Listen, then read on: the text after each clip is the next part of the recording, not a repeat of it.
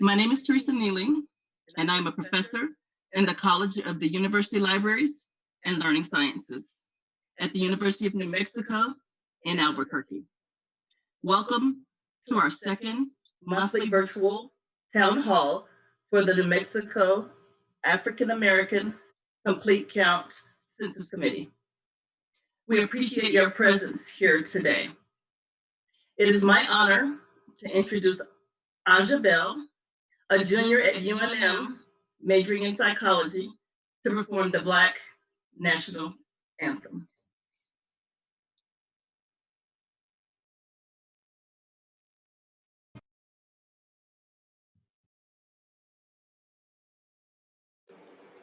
Lift every voice and sing till earth and heaven ring.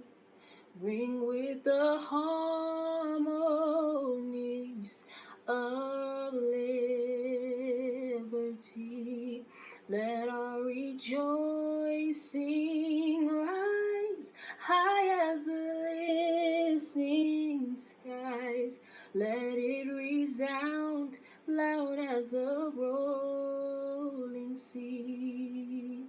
Sing a song full of the faith that the dark past has taught us. Sing a song full of the hope that the present has brought us.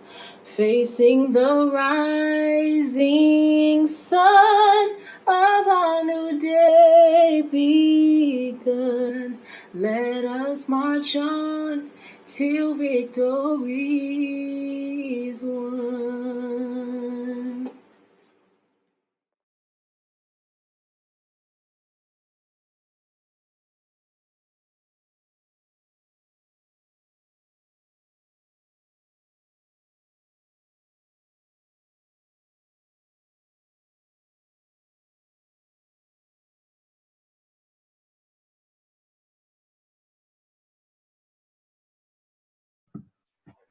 Thank you so much for that beautiful, beautiful music.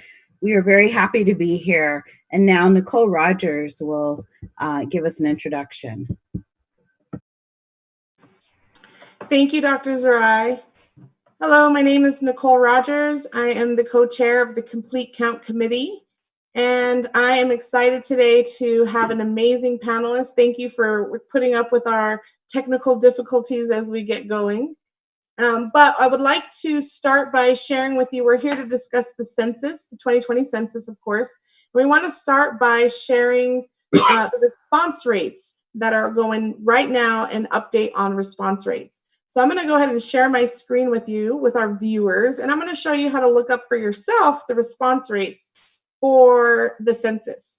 So you can type in census self-response rates, and that will take you, you're always going to want to look for .gov when you're looking for the census to know that it's the official website. You can click right on response rates there and scroll down there, and you'll be able to choose several different options. And so we can see first what the national response rate is, which is 60.6%. But I want to look at New Mexico. So we're going to go down and we're going to select New Mexico, and it will pull up the response rates for New Mexico. New Mexico right now, we are at 48.2% response rate, self-response rate for the state of New Mexico. And then you can actually break that down even further and look at response rates by county. You can look by city. You can look by even tribal area to see exactly what it is, where we are as far as our response rates. If you scroll down a little further, it'll give you your key. In other words, what do these colors mean when you're looking at response rates? And you can see the darker blue, the better the response rate. And if you're wondering what that speck of dark blue is, you can just toggle right over that and see that, look at Los Alamos County, 79.7% response rate. Now, we have to take a really deep dive and look at, why do you think Los Alamos County has a 79.7 response rate? Well, we have highly educated folks working at the labs. You can look at the socioeconomic, the racial, ethnic background of the people that live there. They tend to be more involved in politics and things of that nature. And so it's not unusual to see that they'll have a higher response rate. And again, you can even go down by census tract. And what that does is it really breaks it down by zip code. So if we look at Bernalillo County, which is what's highlighted here, you can see what their self-response rate is, but you can actually go and toggle and see where we are not doing as well getting folks to respond to the census. Now, there could be many reasons for that. New Mexico is considered a hard to count state because of how much rural ground we have to cover.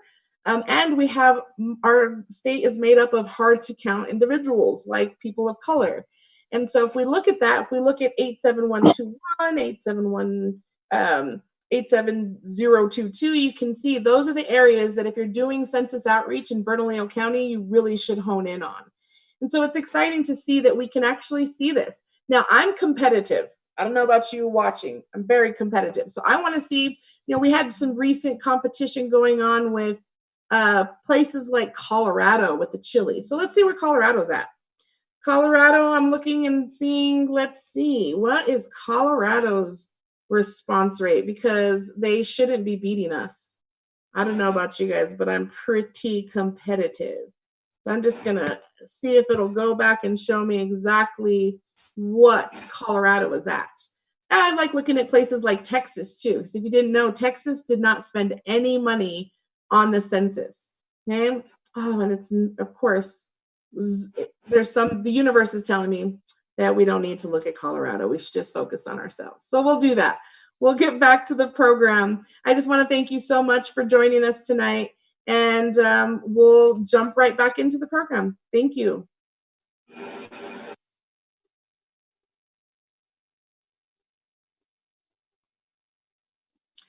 And I believe we have a video to open us up.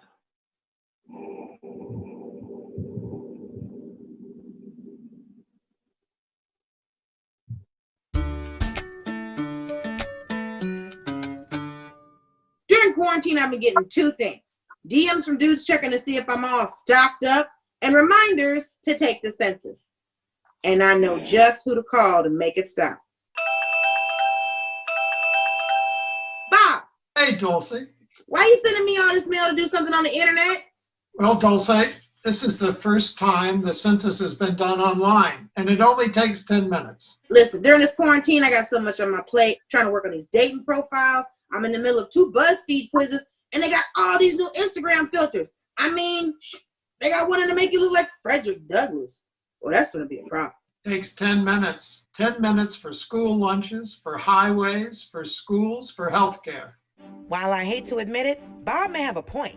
Every 10 years, the U.S. Census tries to count how many people live in America. It uses those numbers to decide how to split up federal funding for things like fire stations, schools, and hospitals. These numbers even determine how many representatives each state has, which is why the census has made so many ads to convince you to get off your ass and fill out their little survey. The census really is about money and power. Come on, dog. You said 10 minutes. Let's go. Internet. Show me. So the Census Bureau site is my 2020 census.gov. That's the official census website. Gotcha. So if I get taken to mycensus.biggertittiestomorrow.info, that's not an official site. That is not the Census Bureau. Let's see. All right. What if I split my time between 2 places? Like I have a man friend and I sometimes stay at his place, which is technically a defunct food truck, right? The census attempts to count everybody in the country. Some of these people live in mobile homes. I mean, I told him there's no market for a condiments-only food truck, but he makes his own decisions, Can't help you with that one, Dulcie. We want to count everyone just once and only once, and in the place where they usually stay, because that will be the basis of all the effects of the census. That's easy enough for me to answer. I'm a citizen. But for some, how many people live here is a loaded question. I hear that, there's people that are concerned that they're going to report to ICE or that they're going to report to the cops, and it's going to affect people's status or citizenship. Well, there's no citizenship question on the 2020 census. Because I think people's distrust stems from, we don't believe that a government agency cannot communicate information to another government agency. And that's not allowed with this? It's even better than that. It's against the law to reveal your answers identified with you to anybody. Once it's in the Census Bureau, it's protected. Ah, so it's a no snitching law. It's a big time no snitching law. I get it. Count everyone in the government will do right by us. There's just one problem. Not all of us are getting counted. So I've seen a lot of articles about how the census is bad at counting Black people. Why is that? The kinds of folks who end up traditionally being undercounted are those who are renters versus owners, for example, households with multiple families in them.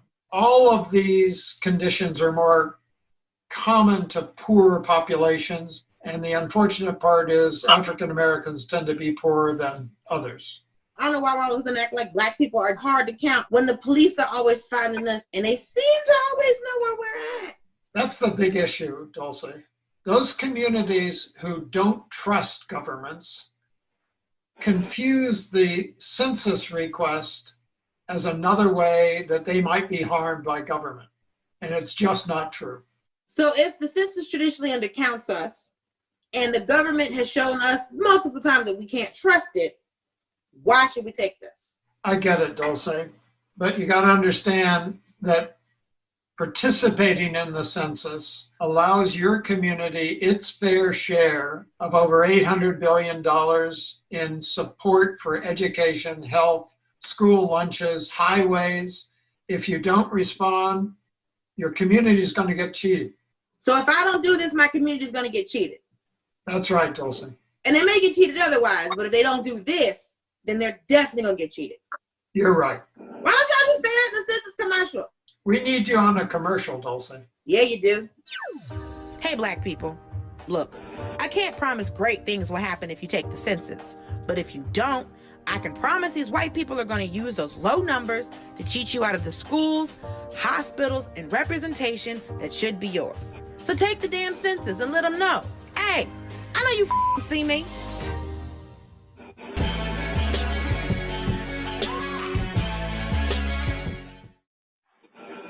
All right. Thank you so much, Dulce, for that wonderful recap of what the census is all about and what it means for us.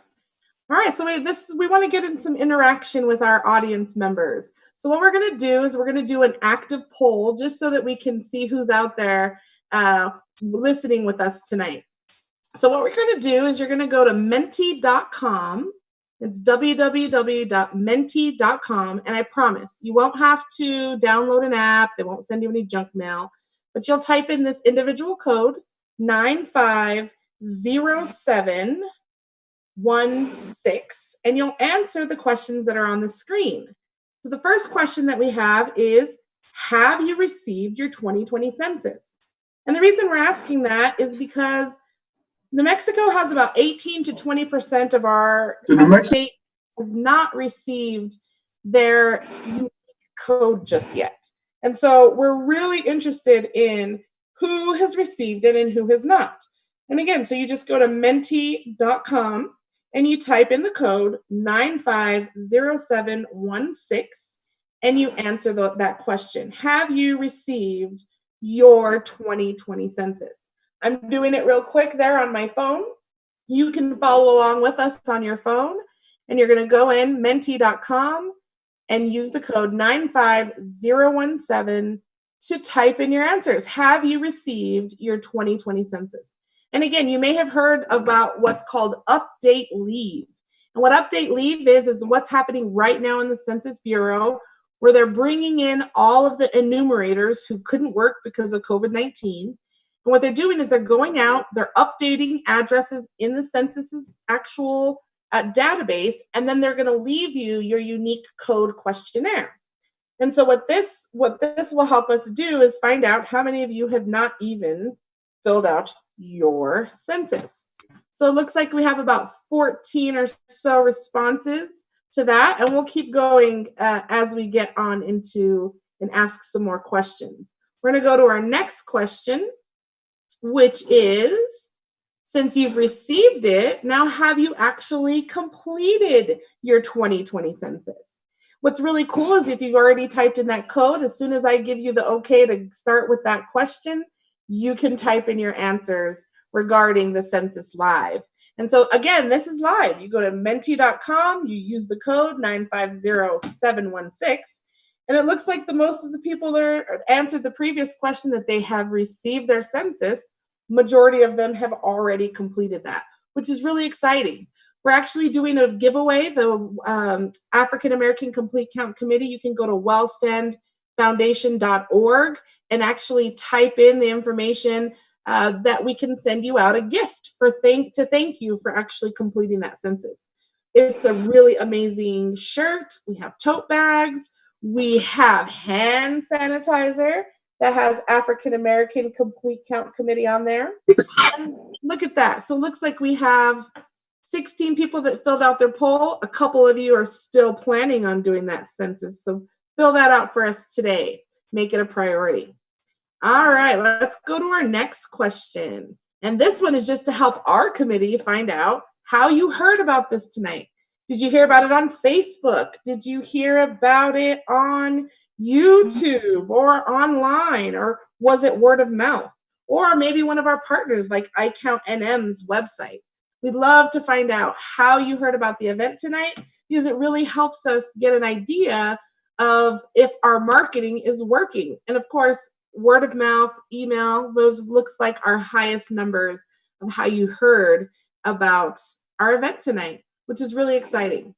Last thing I'm going to do before I introduce our first moderator for our panel discussion around men of African descent in the census, I would like you to, in the comments on the YouTube, put in what city you're in. What city are you joining in from tonight? Are you in Albuquerque? Are you in Hobbs? Are you in Las Cruces?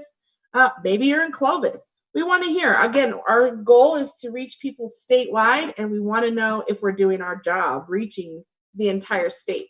Our committee is specifically looking at 7 target areas. We pulled data last year that told us exactly where the African Americans in New Mexico live. And that is what we are focusing on. So of course, it's places like Hobbs, Las Cruces, Albuquerque, Rio Rancho, Alamogordo, Roswell. Those are a lot of the places that we're actually targeting. So drop a line in the comments and let us know where you're watching from tonight. All right, I'm going to go ahead and turn it over to our first moderator. We have Dr. Assata Zerai, who serves as the Vice President for Equity and Inclusion and Professor in Sociology at the University of New Mexico. Zerai's research interests include African women's access to mobile technology, more accessible and environmental justice health activism. She has published 5 books spanning these topics, the latest of which is African Women, ICT, and the Neoliberal Politics, the Challenge of Gendered Digital Divides of People-Centered Governance. Help me welcome Dr. Zerai. Thank you so much, Nicole, and we really do appreciate your leadership on the African American Complete Count Committee for our state. You are amazing, so thank you very much. And at this time, I am very pleased to be able to introduce our powerful panel of Black men in our communities who are out there doing that hard work to build communities and to keep them safe. And so I will introduce each of them by name and title, and we will provide you a link with their longer bios, because we really want to spend this time listening to what they have for us today. And so our first panelist is Scott Carruthers, who's the Executive Director of the New Mexico State Office of African American Affairs.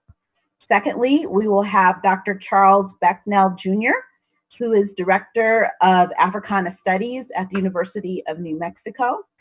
Thirdly, Mr. Joe Cotton, who is the President of the New Mexico State and Hobbs branch of the NAACP. Then Bishop David Cooper, Senior Pastor of the New Hope Full Gospel Baptist Church. Dr. Patrick Turner, Director of First Year Initiatives for the Office of the Provost at New Mexico State University and Acting Director of Black Programs and resident of Las Cruces, will close us out. And so we're going to start with Dr. Carruthers, who could not make it today, but we do have a video from him. And so Alan Stone will play that for us now.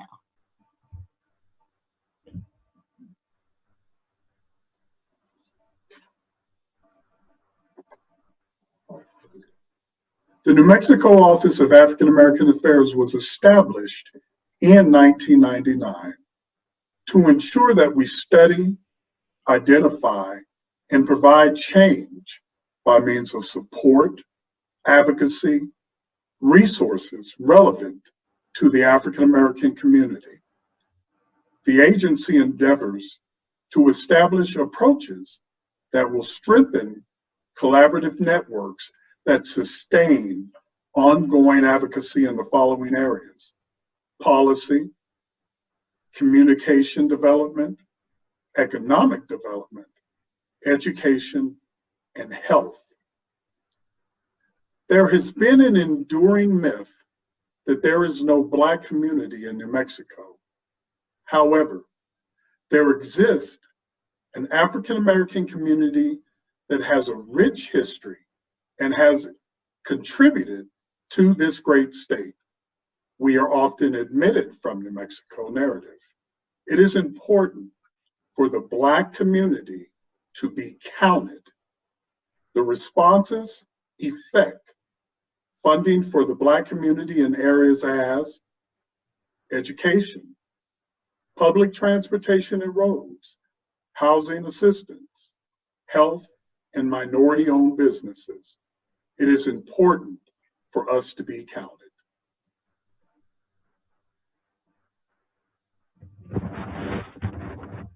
Thank you so much, Alan. So next, we'd like to turn to Dr. Charles Becknell, and we will start with this question. Please tell us about the Africana Studies program and why a census complete count among Black communities in New Mexico is urgently needed. Thank you, Dr. Zerai, and greetings to each one of you today. I'm honored to be part of this discussion.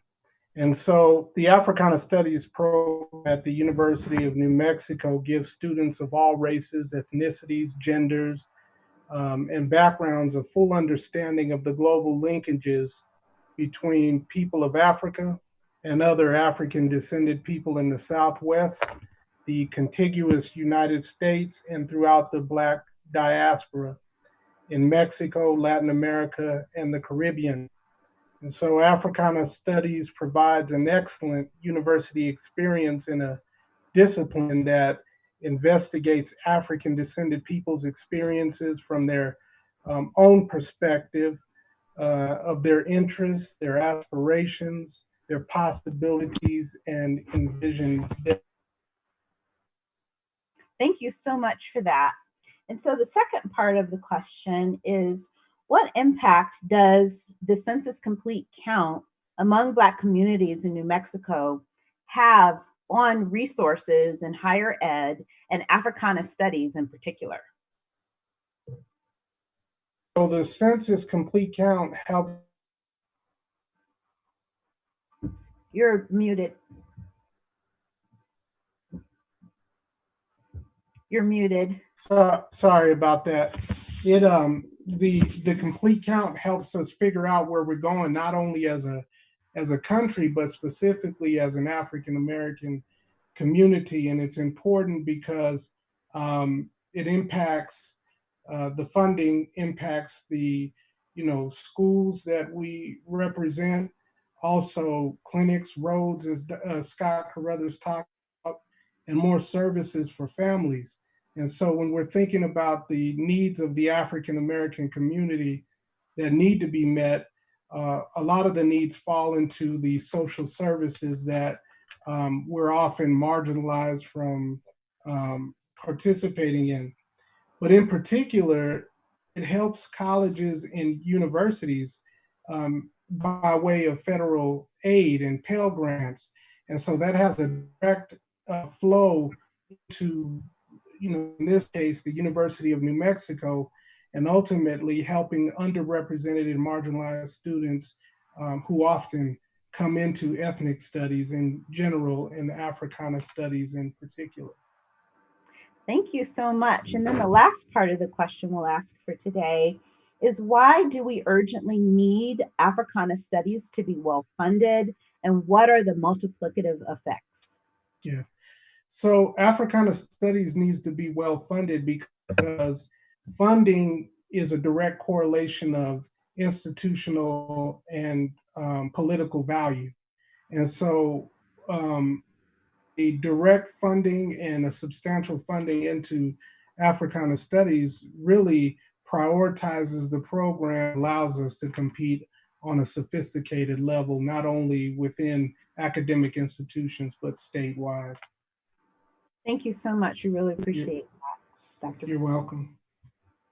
So next we go to Mr. Joe Cotton. Please tell us about the New Mexico NAACP and why a census complete count among Black communities in New Mexico is needed. First of all, thanks for inviting. It's an honor to be here with such distinguished men and women on this call. What we've been doing in the state of New Mexico is encouraging each unit around the state to participate in the census, getting the word out. We've been undercounted. There was over 1 million Black African Americans not counted during the last census. There is a $882 billion annual dollars going out to states. We need to make sure that the African American community being counted to ensure that we get our part for our communities.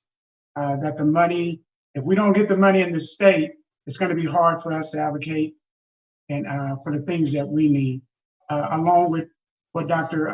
McNeil and also Scott Carruthers has already said. For those reasons, roads, education, but one thing that we need to really focus on, and why it's so important that we get the funding in the state of New Mexico, is so we could advocate for mental health in Black communities.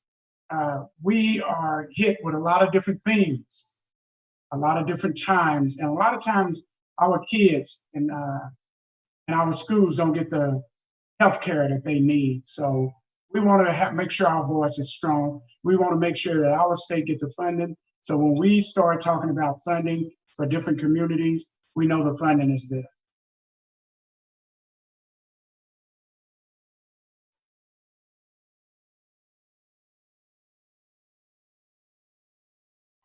And the importance of a complete count in that town especially. Okay, I believe we're talking about in Hobbs. You know, we have areas in Hobbs that are underserved, that we believe are underserved.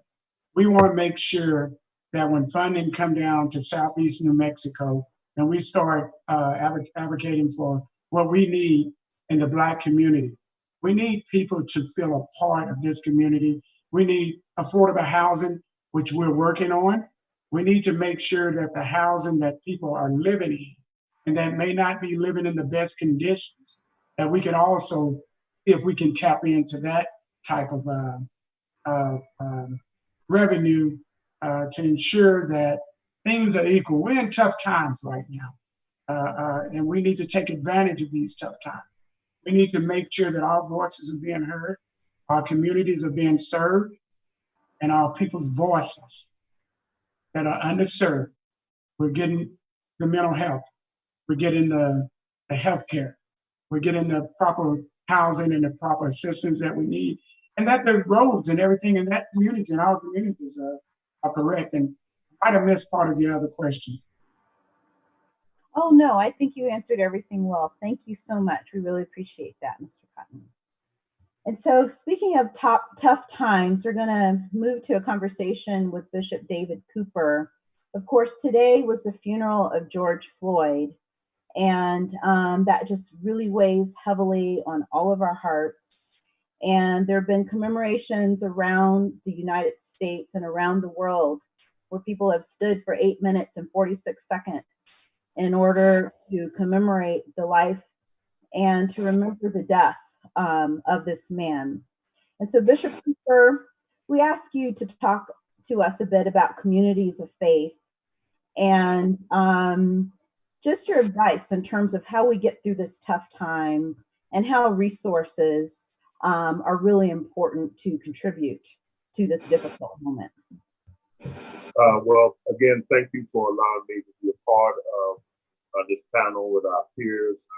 I am convinced, Doctor, that the way to get through this tough time is to concentrate on building community. Building community is essential whenever you deal with grief. It is the community itself that helps to come alongside, to comfort us, to ease our pain, but also to advocate for justice. And I think we've seen that, and I think that's important. I think it's important to the Floyd family, but I think also, of course, being the minister of the gospel, prayer is necessary for that family, for that inner pain and disconnection that they are experiencing. And then for many of us, May was Mental Health Month, and African Americans have been going through post-traumatic stress syndrome for over 400 years. And this is flashbacks for many people. And I think it's important that we have resources, even with the coronavirus happening at the same time, that how we are funded as it relates to medical resources has to do with our count. And if 800,000 African Americans were not counted in the 2010 census, and the percentage of children of African American children, at least 7% were not counted, and that Black men have historically been undercounted in part of the hard to count committee, the hard to count population. I think it's really important that we recognize that as a pastor, we deal with social issues. And so poverty and those programs that are available to negate poverty are funded based on that. Housing, which is a major issue, especially as we talk about institutionalized racism and redlining by banks, about where we can live, how we can live, in a healthy fashion. Thank you so much for that. And so when we think about building our communities and addressing issues such as poverty, housing, and healthcare is one I know that you've worked quite a bit on, and even banking in our communities. A complete count, of course, is very important. And you're doing something pretty exciting. I hear that you are involved with promoting Census Sundays. Can you tell us a little about that? Yes, we've been doing this for a while, statewide, working with the Office of African American Affairs and others to complete the I-Count committee. Thank God for people like Nicole Rogers, who has been on the forefront of helping us to get pastors galvanized, not only in the Albuquerque area, but statewide, sharing the message every Sunday. Many of them have it in their newsletters, their bulletins, of course, because of the virus. Many of them are doing Zoom and Facebook and virtual church, and they're putting it up in their announcements. We're encouraging the pastors to encourage their members to share the information about the census. And we do that every Sunday, but we're asking them to do that midweek too, on their Wednesday night, Tuesday night services. It's just important to get the word out for young people to help their grandparents and for every neighbor to be a good neighbor.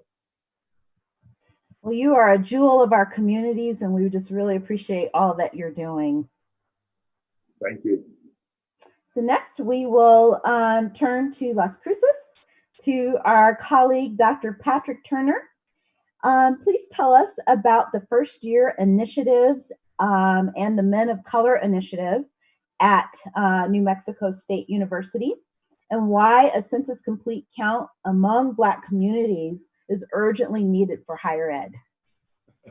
Well, first of all, thank you for allow me to participate in this conversation. I may be the new guy on the block, as I've only been in Las Cruces for about a year now. I'm originally from Atlanta, 20 years, and lived in Montana for 3 years.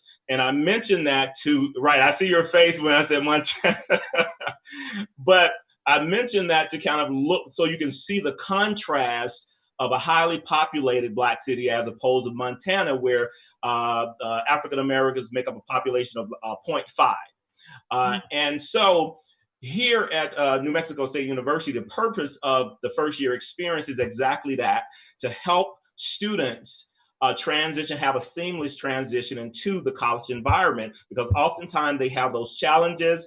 They're leaving their homes, they're leaving their friends, they're leaving their families.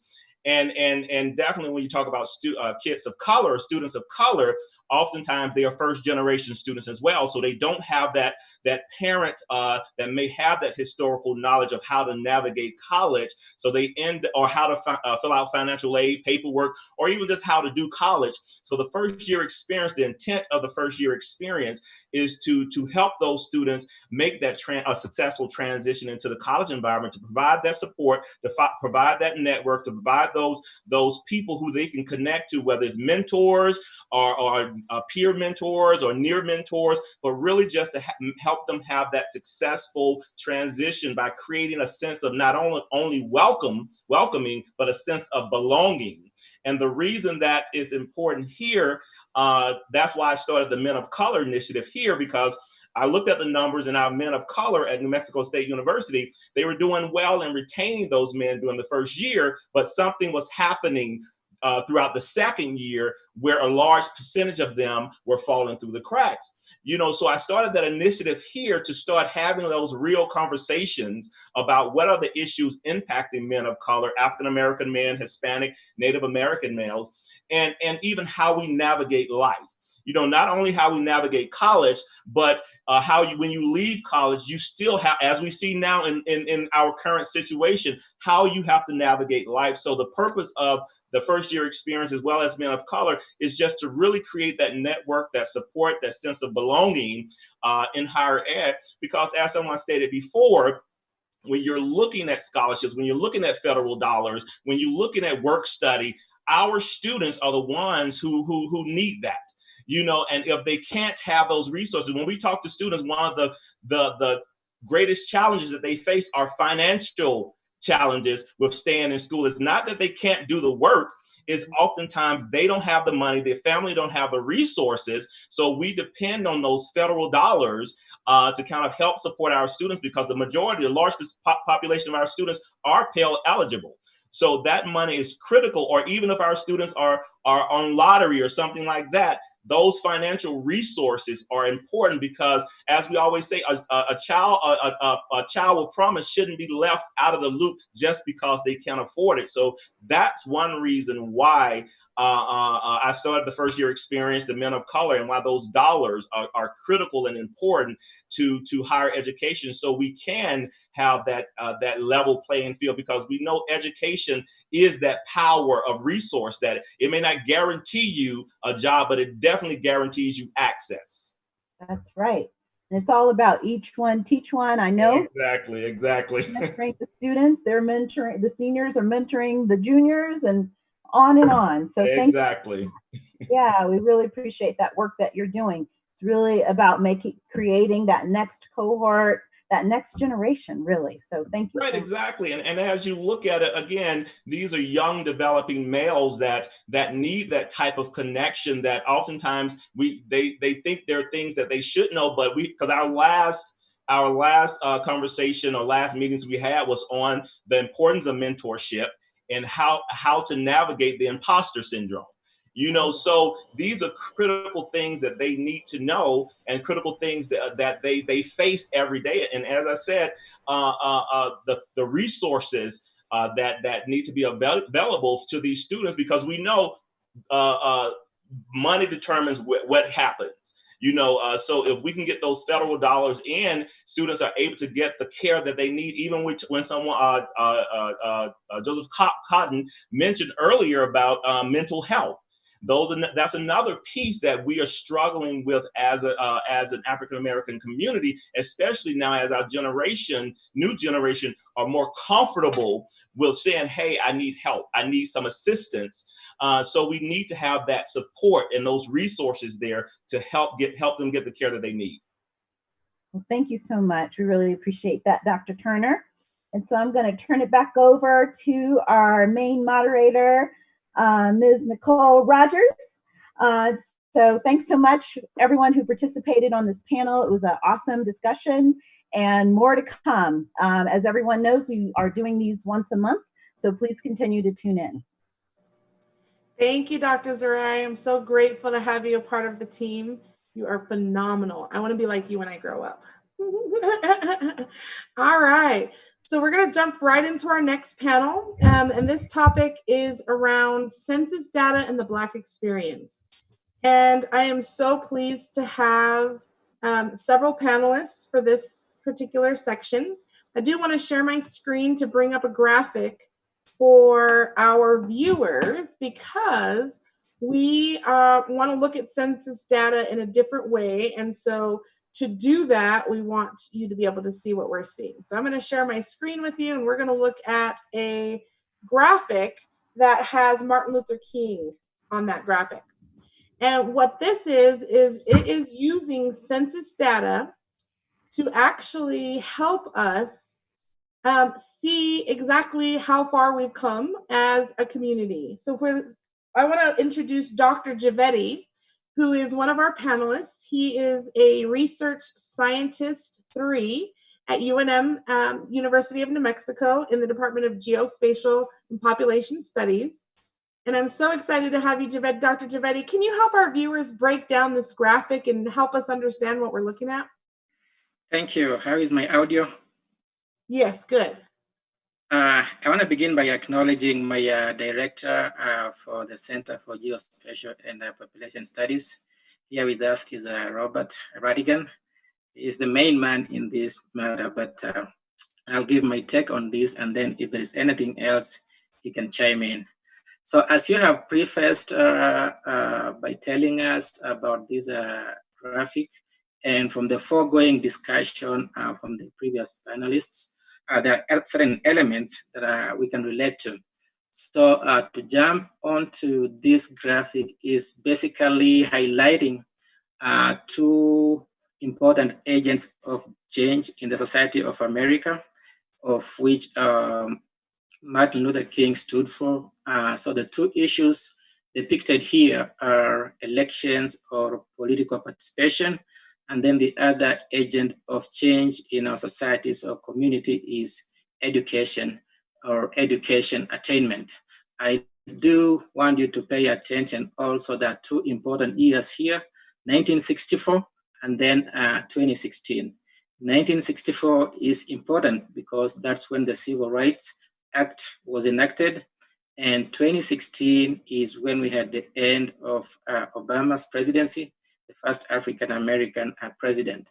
So in terms of election, so we have in 1964, the number of African-American voters was 58.5% of the total population. Again, like I said in my opening remarks, this was notable because the Civil Rights of 1964 was enacted. So we can speculate that it had a bearing on the political participation of the population. And then in 2016, the election here was also sort of historic, transitioning from the first African-American presidency. So we had about 55.9 or rounded up to 56%. And then the graphic does say that was about 69.3% of the total registered voters in the United States. Records do indicate that this was a historic presidential election. A total of 137.5 million Americans participated in this election.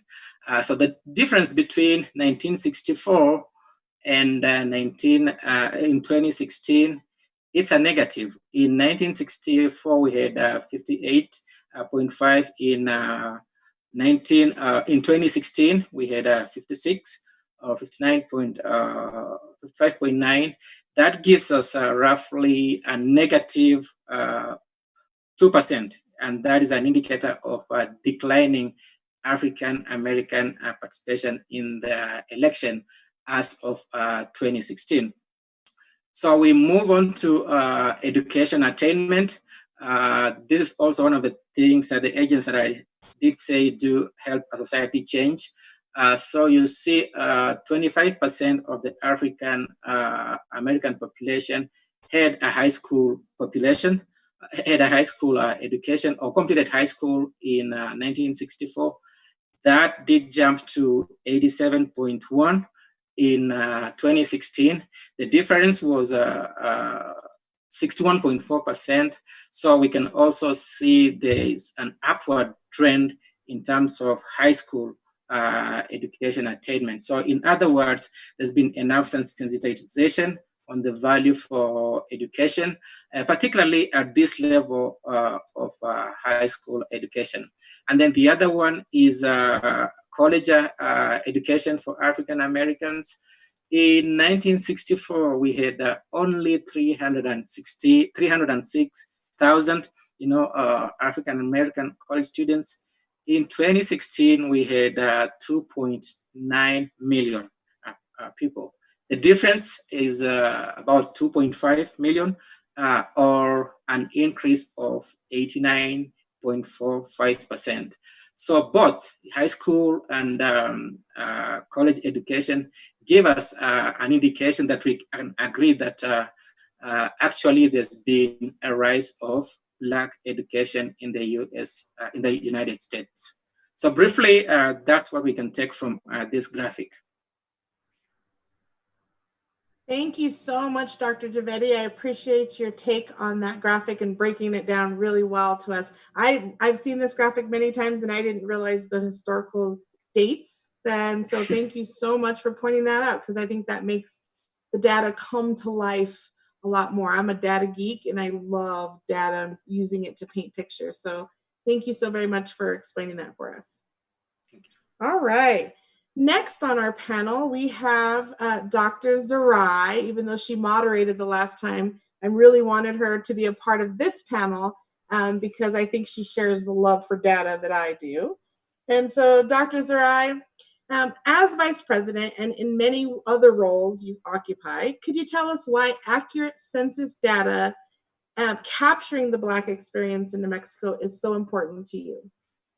Thank you so much for that. And so while I am a data geek, I'm going to kind of bring this down to the personal level in terms of these roles that I occupy and why census data is important to me. And so I speak to you wearing multiple hats as a mother, Black feminist scholar, and both as Vice President of Equity and Inclusion and Professor of Sociology at UNM. And each of these roles is actually relevant when we consider the power of the US Census to scholar activist agendas. As a mother, it's really important to me that schools in Albuquerque and throughout New Mexico are strong, and that they all have the resources necessary to help our children thrive and to reach their full intellectual and creative potential.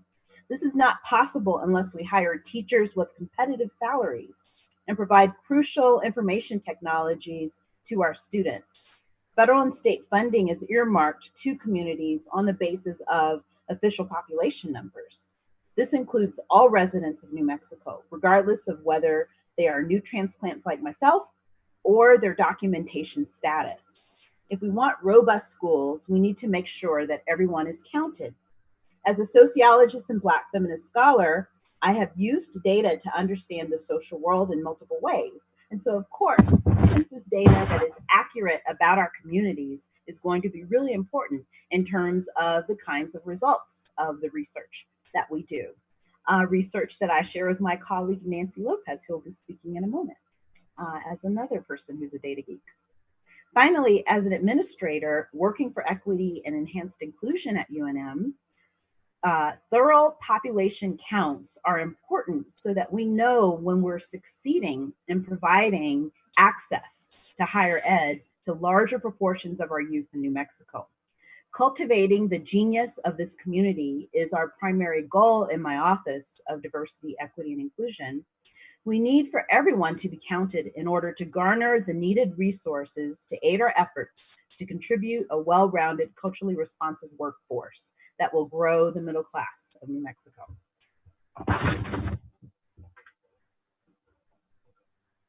Thank you so much, Dr. Zerai. We're so grateful that you transplanted here to New Mexico. We need more minds like yours here. So thank you so very much. All right, question number 3 comes to Robert Radigan, who is the Director of the Geospatial and Population Studies. He's also the state demographer and serves on the governor's Complete Count Committee for the state of New Mexico. Robert, what are your major takeaways from that MLK graphic? Thank you, Nicole, for the question, and thank you for inviting me today. It's an honor to be here with this community and hear what you all have to say at this pivotal moment in American history. And thank you, Billy, for the acknowledgement. I will say that the success and reputation of our center is dependent on the hard work of you and the rest of the team, and I'm here to support you in your efforts, and I appreciate all the hard work you've done for us. This graphic tells me, and the other thing I want to thank Billy for is I failed to also, like Nicole, to realize the significance of why this graphic was comparing current time with 1964. It was so obvious when she said that, Billy, but I failed to realize that. The first thing that jumps out at me is the progress in educational attainment in the African American community, and the progress that has been made as far as there being less voter apathy, right? The rate of voter turnout in the African American community is relatively stable, whereas we see a great deal of voter apathy as far as the U.S. population as a whole. Unfortunately, as another data geek and an applied demographer, I can't help but think about the great deal of uncertainty that we see when we're looking at data such as these. These data, as we saw in the lower right-hand portion of this graphic, came from the Census Bureau's current population survey, not directly from the decennial census count, but that decennial census count is critical for the significance of all of these sample surveys. If we do not get an accurate count of the United States, of New Mexico, of the Black community in New Mexico, then it is very difficult to have accurate statistics such as these. And in 2010, the undercount of African Americans was 2.5%. And that is the largest racial, or the second largest racial group after the American Indian Alaska Native population. But that undercount is not uniform across the African American community. The undercount of Black males between the ages of 25 and 40 is over 10%. So it makes it really difficult for us to have meaningful statistics and have a meaningful understanding of our communities when we have undercounts such as this. So to understand the composition of our state and all its communities, we need a complete and accurate census count, as I know all of you here on this town hall recognize. But we only have one opportunity to do that every 10 years, and we have to seize that opportunity right now. That was so well said. Thank you, Robert. I really love the point that you made, especially about what's happening now in our community. I definitely believe that if we want to bring power to our communities, it starts by being counted so that we can bring those dollars here so that we can actually make some change happen. So for those of you that are watching and you're trying to think of what to do to help the movement right now, you don't even have to leave your phone. Pull up the census, give us 10 minutes of your time, and you will seriously see some advancements over the next 10 years in the amount of funding that comes to our state. So thank you so much, Robert, for that. All right, last but certainly not least, we have Dr. Nancy Lopez, who is also a professor of sociology and the co-founder of Race and Social Studies, at UNM. Dr. Lopez, I'm so sorry, you'll have to fix that for me. What is your first impression of looking at this how can we use census data as it relates to race and social justice? Thank you, Nicole, and thank you to all the panelists for your work and your passion for accurate data for civil rights enforcement. So I am the co-founder and director of the Institute for the Study of Race and Social Justice at the University of New Mexico. And I urge all of you to think about the two undercounts. So the dominant narrative says, of course, there's an undercount of people, and we absolutely need to count the number of people that are living in our country. But at the same time, there's less conversation about the other undercount. And the other undercount is the undercount of good racial data that would help us understand if there's violations when you go and show up to vote, if there's fair housing violations, if there's violations and discrimination based on what you look like when you go and seek healthcare or employment or educational opportunity, and the list goes on. So I think that it's incredibly important for us to think about answering that race question and how that data will be used for civil rights enforcement. And so one way that I have done that is I wrote an essay for theconversation.com that has about 54,000 downloads. And the title of that essay was, "The Census Bureau Keeps Confusing Race and Ethnicity." And what you see in front of you right now is the question format that each of you filled out or will fill out soon. And the first one asks, are you Hispanic? And there I do say yes, because I am the US-born daughter of immigrants from the Dominican Republic.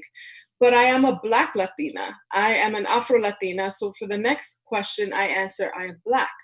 But I urge you all to visit the Census website for the Census Academy webinars. They recorded this back in February. And what they tell you is, well, what happens if I all of a sudden took a DNA test and said, oh, it turns out that I have ancestors that walked all over the earth. I have Native ancestry, I have Black ancestry, I have Asian and European, and I mark 5 boxes. How will that help us look at the color line in terms of poverty rates and in terms of voting redistricting? So I urge you to think about answering that question the way that Barack Obama answered it. He is the son of a Black immigrant from Kenya, but he's also the son of a white woman from Kansas. And instead of marking multiple boxes, he said, I'm only gonna mark 1 box, because when he walks down the street, I don't think anyone's confusing him for a white man.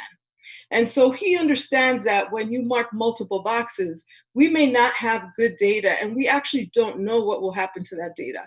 That webinar that the Census Academy has available on their main website does tell you a little thing, but what I found really interesting is that, for instance, if someone marks, I'm not Hispanic, I am Black, and writes in Egyptian or Moroccan or some other North African group, but is really trying to indicate that when they walk down the street, their street race is Black, the census is going to reinterpret that and say, well, actually, that person's really telling us that they're white, because the OMB, the Office of Management and Budget, is describing North Africans as white.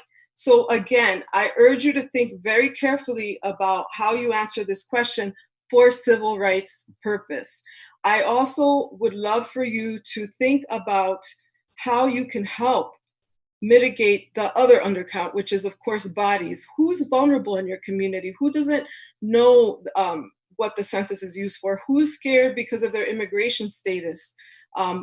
Or maybe because others in their home, and convince them that there's no way that they're going to share this data with you, because if they do, it's 5 years in prison, $250,000 fine, and this data cannot become publicly available for 72 years, but it will shape what happens in our communities, and especially for voting rights and fair housing, employment, education, and so on. So please think about the civil rights use of the data.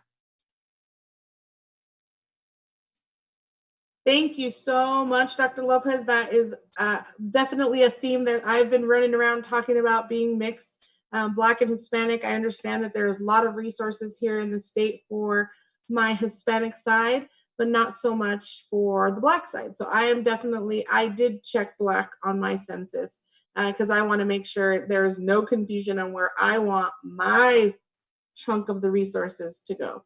So thank you so much for that. I really appreciate that. All right, well, we're going to keep on moving on to our next block. Thank you so much to the panelists. I know we had another round of questions that we wanted to ask, but we want to keep on time and on schedule for our next group. So we're going to go to one of our trusted messenger videos, and he's actually also the moderator for the next group. So Alan, take it away.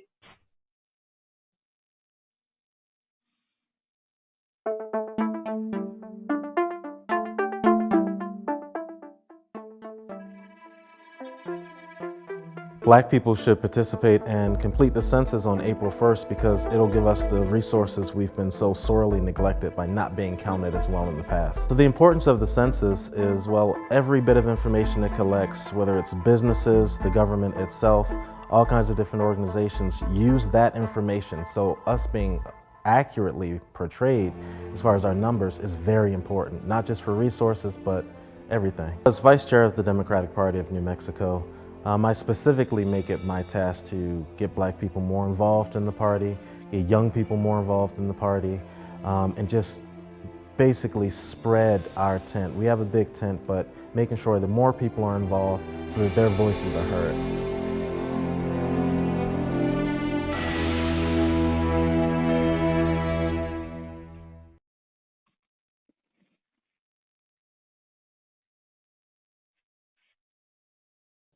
All right, take it away, Marcus.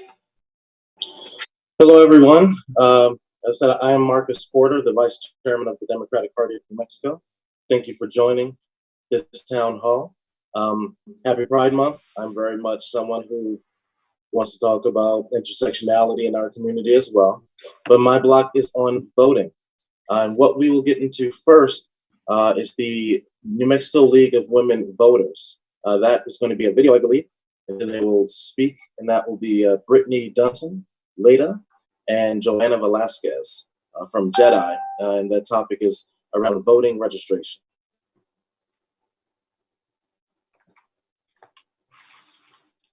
I think there's a video.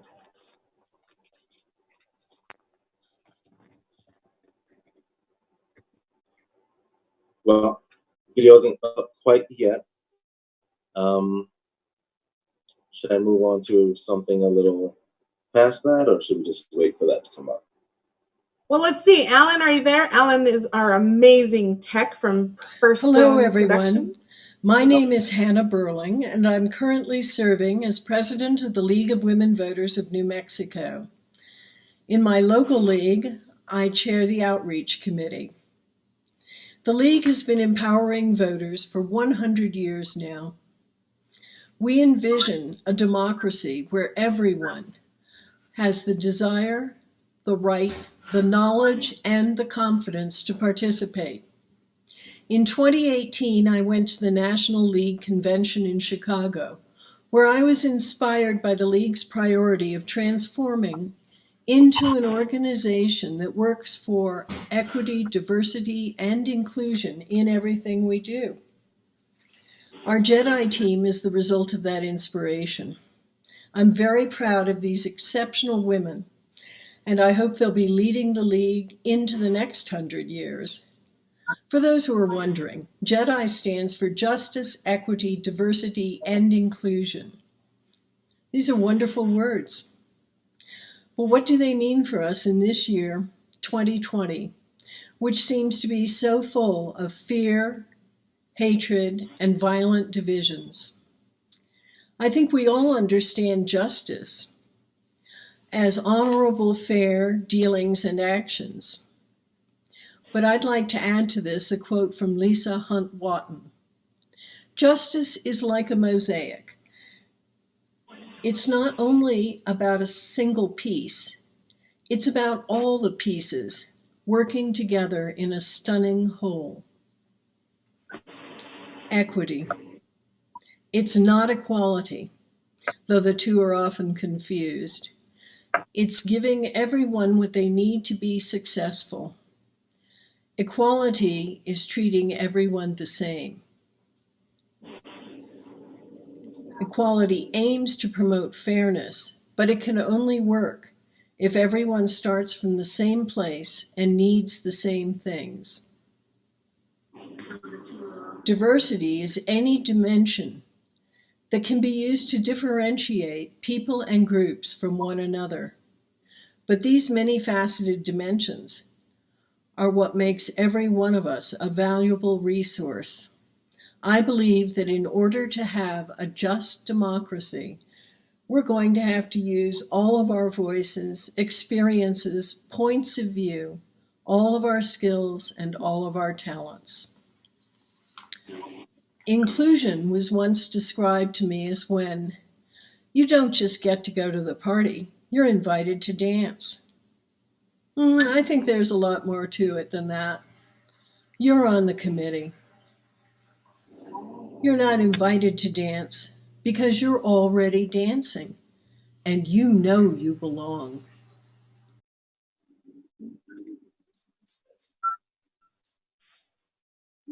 Good evening, everyone. Can everyone hear me okay? Excellent. My name is Brittany Dutton-Leda. I've been a paralegal for 14 years in both the private and public sector. I was recently accepted to UNM School of Law in the fall, and I'm interested in pursuing a career in criminal defense or civil rights law. I am a member of the League of Women Voters. I joined the League of Women Voters because they are a nonpartisan grassroots organization that was founded on women's suffrage. I wanted to be a part of a group that is active and where I felt like I was making a difference in my community and actually working towards the improvement of issues that matter to me and making my voice heard, along with the voices of others heard as well. I believe in a system of democracy, but I don't believe that system works without action and individuals using their voices by exercising their rights. We can exercise our rights by voting and participating in the census. I am also a part of the League of Women Voters JEDI Committee, which is a statewide initiative that stands for justice, equity, diversity, and inclusion. I joined JEDI because I believe there should be more women of all ages, races, ethnicities, social and cultural backgrounds involved in working together to promote issues that are important to women. And I want to help our state league become a more diverse group of individuals. I believe that the more diverse a group is, the more they will be open to change and addressing issues that are important to everyone. Thank you, Brittany. Hello, everyone. Can everybody hear me okay? Okay. My name is Joanna Velasquez. I'm currently a legal assistant to a solar practitioner here in Santa Fe, New Mexico, who specializes in civil law, specifically in the area of personal injury. I was accepted into UNM School of Law in March of this year, and I'll be attending beginning this fall. I hope to specialize in both civil law and immigration law as an attorney. I made the decision to join the League of Women Voters because having the right to vote in general is something that is near and dear to my heart. In my family, my parents were not able to vote for many years. They couldn't vote in the United States because they were not yet citizens, and they couldn't vote in their countries of origin because they weren't physically there. They weren't able to make their voices heard for a long time, and that was something that was very hard to see. But at the same time, it also made me value and treasure my own ability to vote. And I knew that in joining the league, I could be someone who encouraged and helped all individuals exercise their voting rights. I joined the JEDI initiative because JEDI really falls in line with my mission to promote the right to vote to every single person possible. JEDI believes that everybody should be able to exercise their right to vote, and that the best way to make that happen is through advocates of various backgrounds. Currently, the League is working on providing a quick and easy platform for individuals nationwide to be able to register to vote. We recently created a really great voter information website. It's called Vote 411, which helps people actually complete a voter registration application with just a few clicks.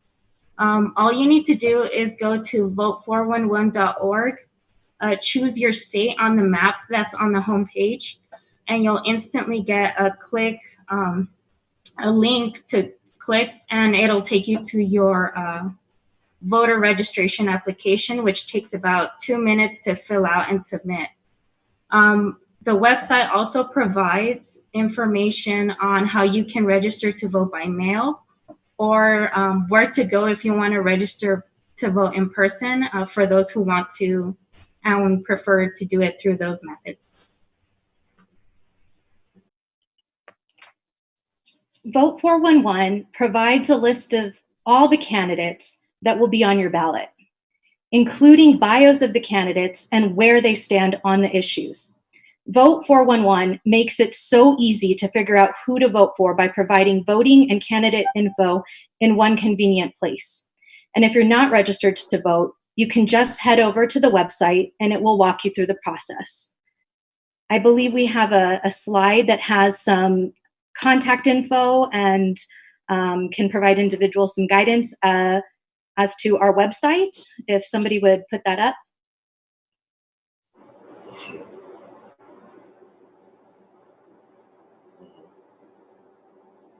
I think we showed it right before you started talking, Brittany, so I apologize for the mix-up on the order, but we will definitely. Now. Oh, it's up now? Okay, so again, thank you, everybody. Just go ahead and visit vote411.org for more info on voting. It'll give you quick and easy access to voter registration or to just information about the candidates right there in one convenient location. If you're interested in finding out more information about the League of Women Voters, you can visit lwv.org and find out more about what we're about, what we're actively doing for our communities. And you can also type in your zip code to find a local chapter near you. If you're interested in joining JEDI, please go ahead and send an email to lwvsfc@gmail.com. Thank you guys so much. Thank you, Brittany. Thank you, Joanna, for all your hard work. And who wouldn't want to join to become a Jedi? I mean, I had to do the Star Wars pun there. The next part we're going to is a video of a young Black LGBTQ individual, identifies as a Democrat. And then we will get into introducing the panel.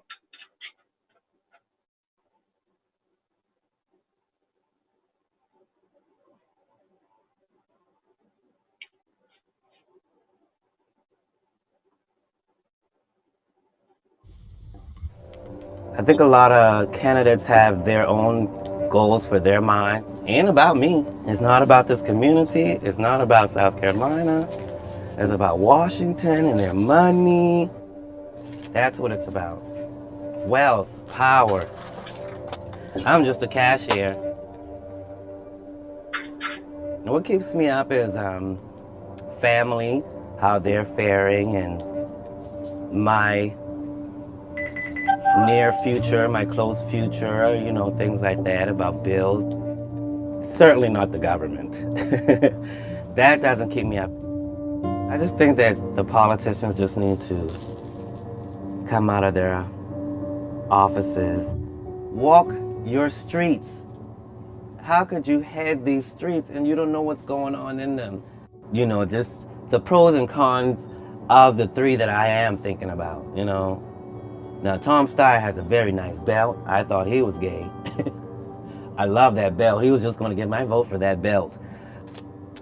Bernie. And I'll probably only vote for Bernie because he's proposing that marijuana thing. And then, you know, Trump. I don't think we can get as worse as Trump, so I might as well stick with Trump. At least we know he's real. That's who he is. We don't have to accept another fake character in office or somebody who say they're gonna do all of this and Then when they get in there, it's a whole. At least we know Trump now.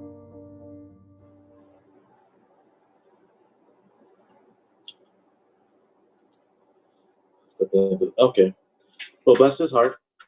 The panelists we're going to have discuss this video are Hussein bin Bilal from UNMH, and he's also a voter registration agent. Pamela Herndon of KHW Law Center. She's also the secretary of the Democratic Party of New Mexico. Dr. Sonia Rankin a professor of law at UNM, and Devontae Watson, a community activist, and someone from Watson and Associates International, LLC. So we're going to try to keep the responses to about 2 minutes for each of these questions so that everyone can have a comment on it.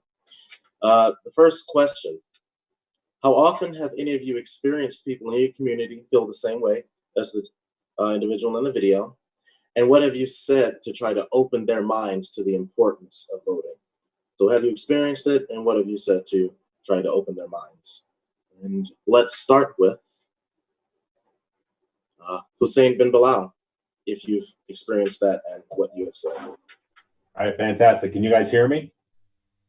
Okay. Yes. So my name's Hussein. I'm from New Orleans, Louisiana. I've been here for I've been here for almost 20 years. I work at the University of New Mexico Hospital Department of Medicine. I do participate in the Valencia County Democratic Party, like as far as like door knocking and just participating in the process. And I am registered to assist people with absentee voting as well as voter registration. So yes, you do encounter people like this. So I think it's difficult to try to change someone's mind if you're trying to argue with them. So I would discourage that. What I would do is I would still encourage them to vote. Definitely, that's the most important thing. But I would encourage them also to be informed. I would ask them what things are most important to them. He talked about the belt and Tom Steyer. I think that's fantastic. I think Ralph Lauren probably has a site that talks about candidates' style and if you should vote for them based off their style. But some things I rely on, like the League of Women Voters, it's fantastic. You can, I have a whole list of special interests. But what's important to me is healthcare, right? So if I'm talking to someone and that's what's important to them, then pointing them in the direction of a special interest group that talks about candidates that share their similar views. I would almost guarantee you that if you were to look into, Donald Trump, he might not find that he shares a lot of the same beliefs or qualities that he's looking for in a candidate. So I would encourage him to look into it. I wouldn't say that to him, but I would encourage him to do some research on these sites. I would encourage him to vote strategically, in a manner of speaking, as well. And then the last thing I would certainly say is while the presidential race is important, other political races have much more effect on our day-to-day life, right? So while he's talking about Tom Steyer and Donald Trump and Bernie Sanders, I'd be curious who his representative is, who his congressman is, who his state senator, city councilors, school board, right? Because all of these things are important and they have much more of a larger bearing on his day-to-day life. I can almost guarantee. So I would just encourage these things. I don't know if that answered the question. I hope it did. Definitely. Thank you. And next person, Ms. Pamela Herndon. If you have input on this question as well. So thank you very much, Marcus, for asking that question. And what I found in my travels throughout the state is I run into people who say, oh, I'm going to either not change anything or I'm not going to vote at all, is that they have a great deal of despair and they lack hope. And so I try to talk to them about having hope and that there's no reason for despair, particularly when you have an opportunity to determine how your future can grow and change. And so I offered them the opportunity to meet their representatives, whoever they are, and to bring the representatives to them. I say, what if I brought a person running Congress to your house so that you can see that these people are real and that they are looking forward to helping you? Sometimes it works and sometimes it doesn't. But I can just say that it's important to engage in the conversations to help people understand that despair and lack of hope is not theirs to embrace, but they can embrace more when they just utilize the power of the vote. So that's how I deal with that on a regular basis. And I look forward to any time I run into some person that I tell them despair and lack of hope is nothing that you have to embrace on a regular basis. Thank you. Dr. Rankin, have you experienced this? Hello, and thank you, Marcus. My brother, who also graduated from the national treasure, Morgan State University. So I'm so glad to have you here with us. And that's right. So absolutely, not only have I run into people like that, but I was people like that. It's very easy as a Black American in this country to grow up very disenchanted with the process and the system, to believe and hear rhetoric and language that your vote doesn't matter and your vote doesn't count, and that it won't have an impact that you're after. And really what I encourage people like that young man, like a younger version of myself, would be you've got to read more. You have to know more. Just as my colleagues have already spoken and gotten to, a lot of times people feel unaffected by the situation because it doesn't feel tangible to them. So just as the League of Women Voters produces such important materials that really give people a fully educated response, I encourage people, just as Ms. Herndon said, that we should go directly to your representative, contact them, and see what kind of a demeanor they have in responding to you. Are they the kind of person that is reaching out to you and directly addresses your issues? I don't think there's anything wrong with that young man's current mental space, but that is not an indication that he can't grow. And so I just encourage him to continue to be hungry to know more.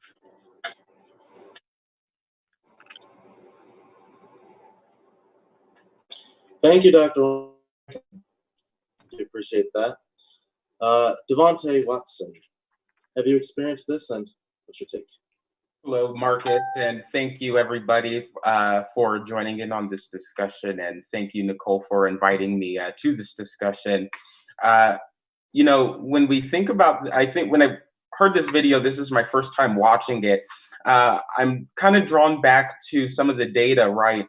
Because in 2016, we saw the biggest decrease in African American turnout, and it was the biggest among all of the margins. And I based this off of data according to the Center for American Progress, and they say that there was a significant decline in American turnout from 62.1% down to 57.2%. And a big drop in Clinton's share of the vote among American voters was 93% with President Obama and 88.2%. And they base a lot of that on the young vote. And I question, you know, in this process, so I won't replicate what others have said, is how do we make this process voting a little bit more accessible than what it is, and particularly at the party level? How can we get young people, particularly those who are, and I'll call it at-risk factor for not voting in the upcoming election, involved in the party, and like Dr. Rankin said, aware and alert and into current events to be well informed in the decision at the polls? Thank you, Devontae. So the next section here, I'll just ask the question. Why do you think there are Black people that still support Republicans, especially Donald Trump? It relates to the last topic. But why specifically? Because according to Tim Scott, one of the only Black senators we have, there are 1.3 million people who fall into that category. Let's start with you, Devontae. Can you repeat the question one more time? Certainly. Why do you think there are Black people that still support Republicans, especially Donald Trump? I think that, you know, there's a lot of things that are, you know, practices in the Black community per se that we don't really realize that what we're doing or how it hurts us. For example, I always tease, folks. I shouldn't say this on here, but in church sometimes we put up our finger to leave the church service, and we don't know where that came from, or we don't know where these ideas came from, and that was to let us know that that was to let slaves let their masters know that they had the permission to leave the sanctuary to go, per se, use the restroom. So I think that there's a lot of unpacking in our communities that we can do, and a good opportunity right now in light of current events that we could have these discussions to learn, grow, and to make well-informed decisions at the polls. And I think that that's not all of the influence, but I think that has a great deal of influence to do with how those may vote for President Trump, or those who may be a little bit more conservative, is probably dealing to white supremacy ideology. And I think that's probably a discussion to have, and how we could unpack some of the ideologies that we may carry and we don't even know it. Yeah. Thank you, Devontae. Dr. Rankin? So I think that's actually a really good question, and one that's probably way more complex than to have right in a minute and a half, because there are actually demonstrable reasons why people could be more comfortable with a conservative set of policies. Now, I am talking pre-2016, not whatever this thing we're watching happening here, but with a really different understanding about 10 to 15% of the Black community has not always fallen in line or always voted necessarily Black Democrat, kind of going at a post-civil rights era. So why would a person vote in a Republican manner? They could feel connected to ideologies, whether it's social conservatism, whether it's fiscally liberal ideologies that they think will speak to improving their plight or their experience as business owners. There's actually a lot more in there that a lot of talks about economic entrepreneurship that has been really promoted through people that are Republicans. So what that gentleman is feeling is not odd. It's not widely held, but it's not odd at all. And there are actually a lot of really deep historical and cultural reasons why. Thank you. Hussein?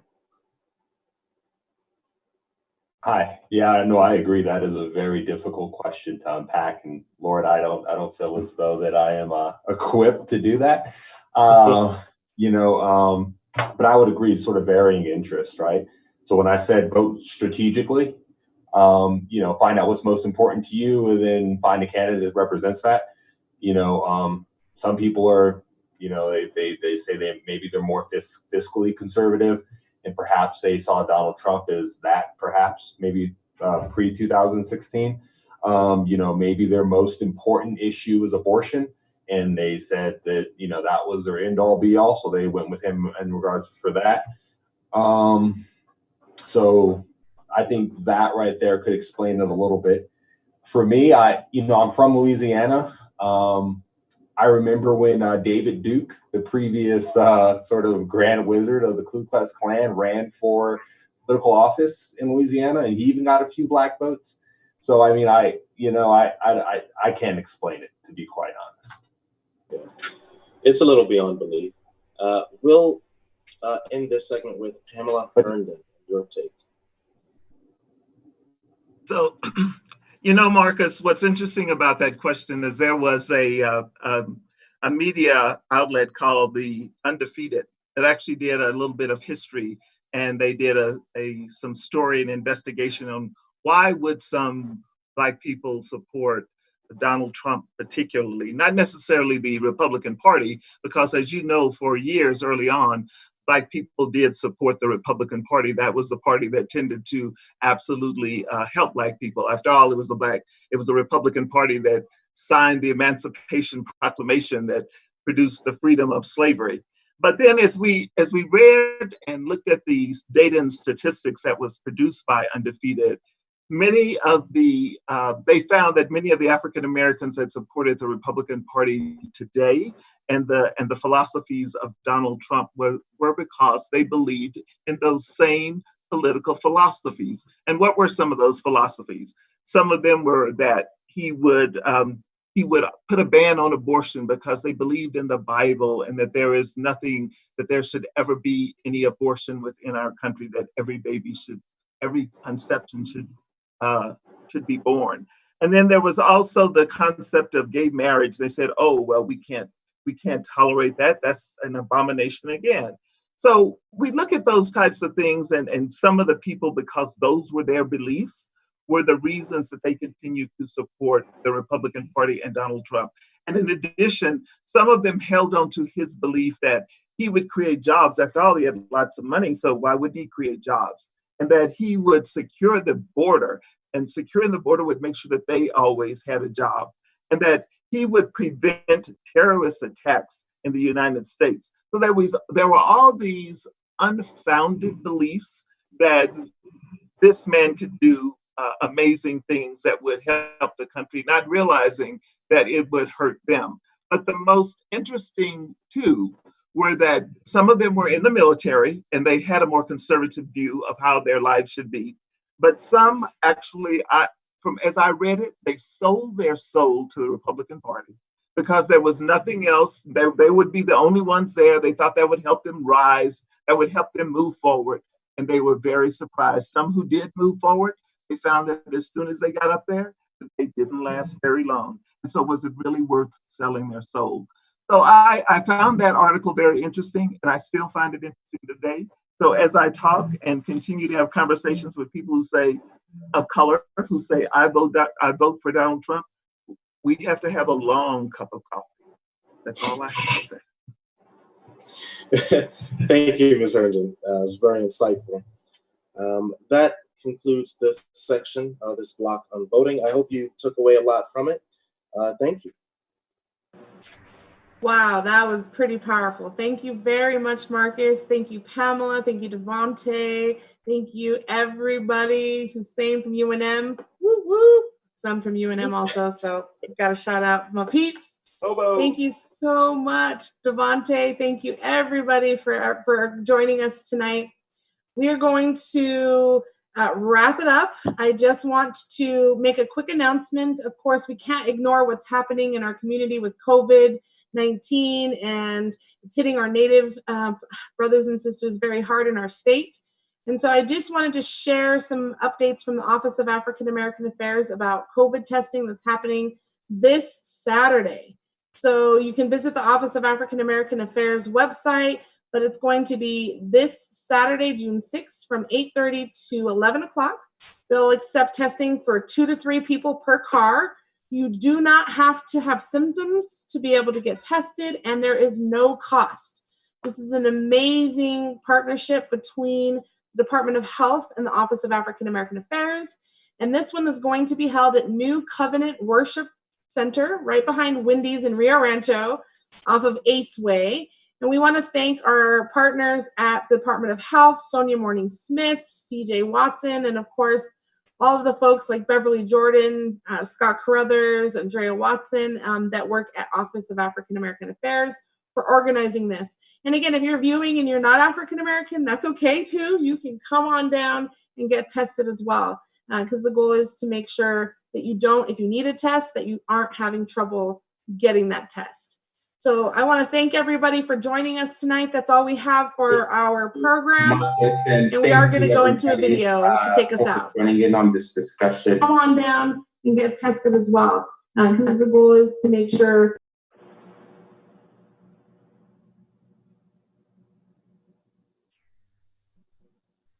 All right. Thank you again. We'll go out with a video from Dougie Fresh about washing your hands.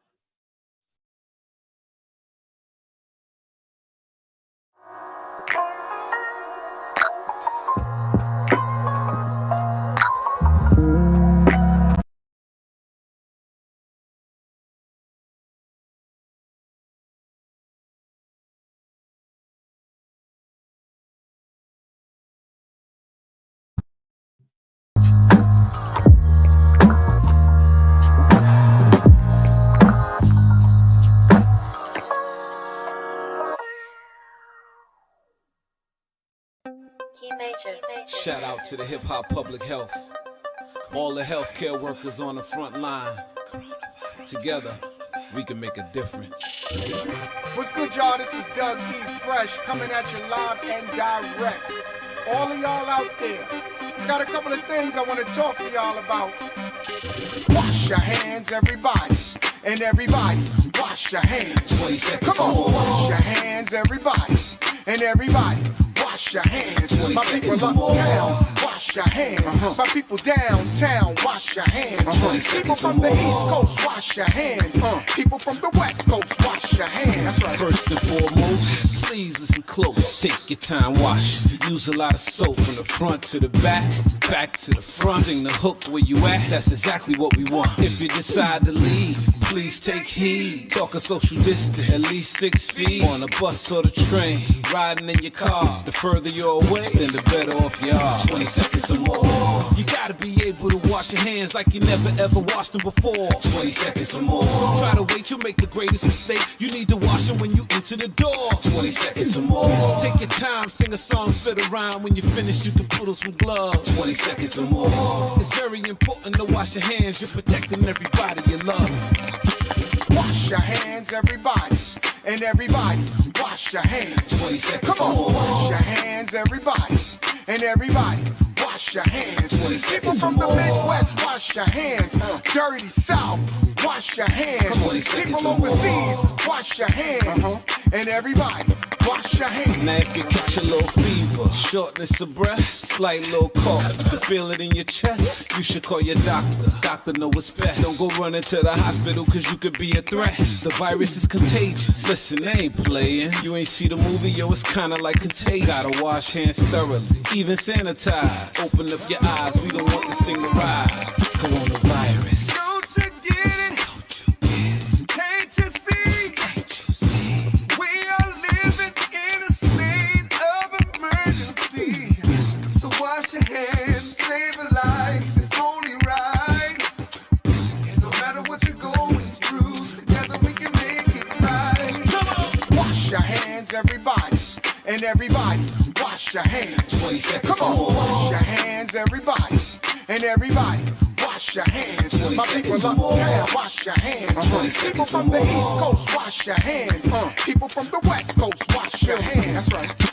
Epidemic, pandemic, social distance, non-existence. Don't resist this, get gone in an instant. If you miss this, epidemic, pandemic, social distance, non-existence. Don't resist this, get gone in an instant. If you miss this, epidemic, pandemic, social distance, non-existence. Don't resist this, get gone in an instant. If you miss this.